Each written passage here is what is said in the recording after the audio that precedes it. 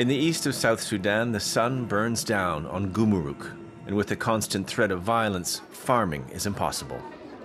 There are many villages like this in the country, both victims of and participants in communal conflicts. A few weeks ago, Gumuruk came under attack by neighboring tribes. They burned food aid, vehicles, everything in their path.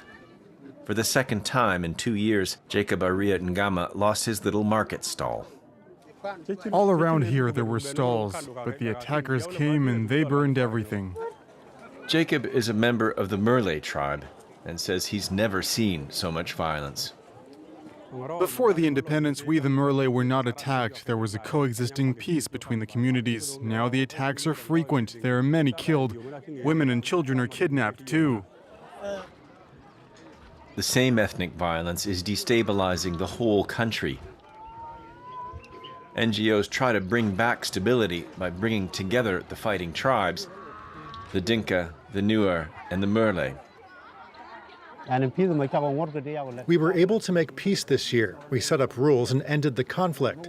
But despite all of that, the Murle attacked us and killed some of our own 12 times. We're tired of seeing Murle and Nuer victims. When we come here, we can see that Murle don't have hospitals, don't have schools, and don't have water. And we don't have any of that either. The fighting between communities is often really cattle rustling, and the raids are to blame for 78% of the victims of violence, says the UN. Before the separation with Khartoum, intercommunal conflict was not as massive as it is now because we were focusing on the common enemy, which at the time was Khartoum. Now that South Sudan is independent, communities have turned against each other for food. The country's independence came in 2011, after decades of fighting, and with the help of the United States. But new divisions quickly appeared in the new country.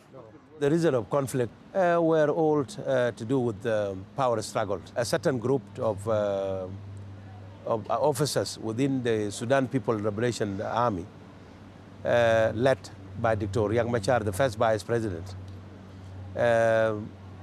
thought to take power by force. And that led into the civil war.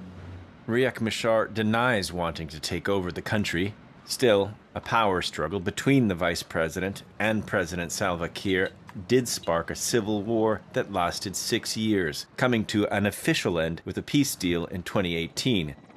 But outside Juba, the fighting continues.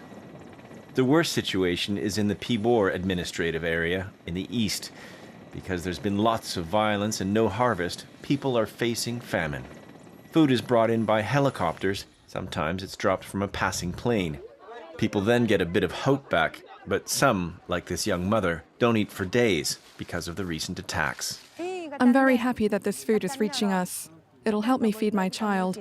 In these faraway regions, bringing in the aid is a logistical challenge. In the rainy season, the little roads that are available, most of them are dirt roads, become impassable. And so WFP has to fly, such as what you see on my left right now, to fly the food and the assistance that is needed to keep communities alive.